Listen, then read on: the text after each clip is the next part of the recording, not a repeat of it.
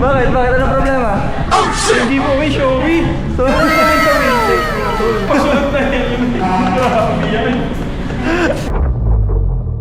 Yo, what's up mga tol? Nandito tayo ngayon sa Honda Buendia Big Bikes flagship by Wheeltech. And today, i-claim natin ang blessing na natanggap natin. Excited na ba kayo mga tol? Ako din sobrang excited na dahil this is one of my dream bikes na gusto kong i-build nung bata pa ako dahil kay Kamen Rider. Kilala nyo ba siya? Shout out sa mga batang 90s dyan na nakakakilala at nakaka-relate. Si Kamen Rider talaga o si Mass Rider Black ang naging inspirasyon ko kung bakit ako nahilig sa motor. Huge shout out to Sir Jericho ng Wheeltech for assisting.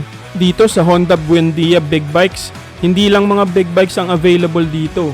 Meron din silang mga smaller displacement bikes.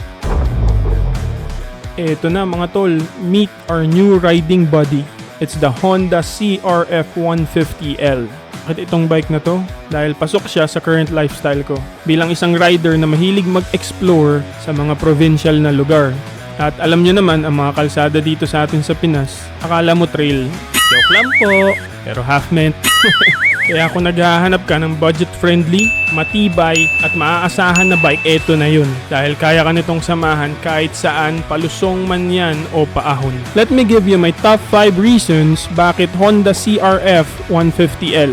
First one, versatility. Dual sport bike siya. So which means pwede pang kalsada at pwede ring pang trail. Pero since wala akong balak mag-trail, I'm gonna be converting this bike into a supermoto. Yun talaga yung dream ko dati pa. Kaya abangan niyo yan mga tol. Top 2 reason, fuel efficiency. Sobrang tipid sa gas nito mga tol. Meron nakapag-record na umabot daw ng 50 kilometers sa 1 litro. Top 3, suspension. Mahaba ang front forks nito. Kaya komportable ka kahit sa mga lubak. Number 4, seat height.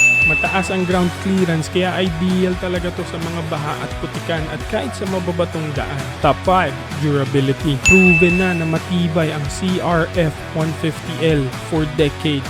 Madami ng riders ang satisfied sa performance nito.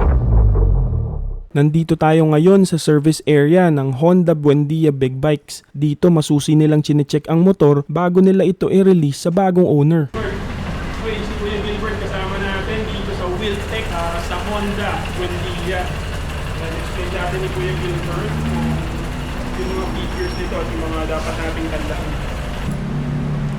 Starter button. Dapat naka-press sa clutch.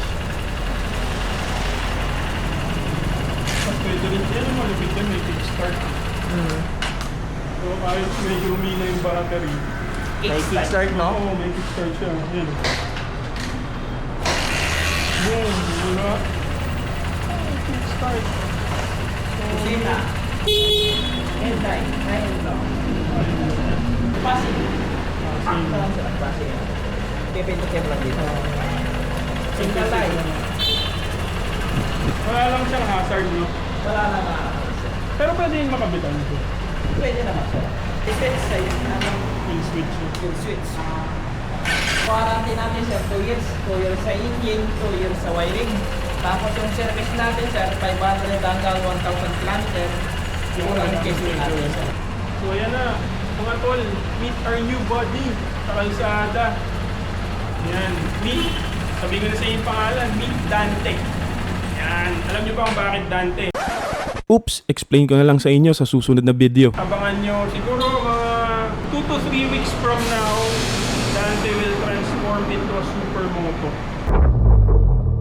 Maraming salamat bossing sa biyayang pinagkaloob nyo sa akin at sa mga taong solid na sumusuporta kung bakit ko nakuha ito. Ibibigay ko po ang best ko para mapakita sa lahat kung paano hindi sumuko. Grabe mga tol, ganyan kabilis mag-process dito sa Wheeltech sa Honda Big Bikes Buendia. Kaya visit na kayo dito mga tol. Ilalagay ko sa description ng video na to kung sino yung mga pwede nyong kontakin at ang exact location ng branch na ito. Grabe solid mga tol.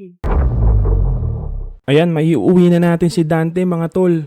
Abangan nyo yung mga susunod nating video, yung deep explanation kung bakit ito ang bago kong bike at kung bakit Dante ang pangalan niya.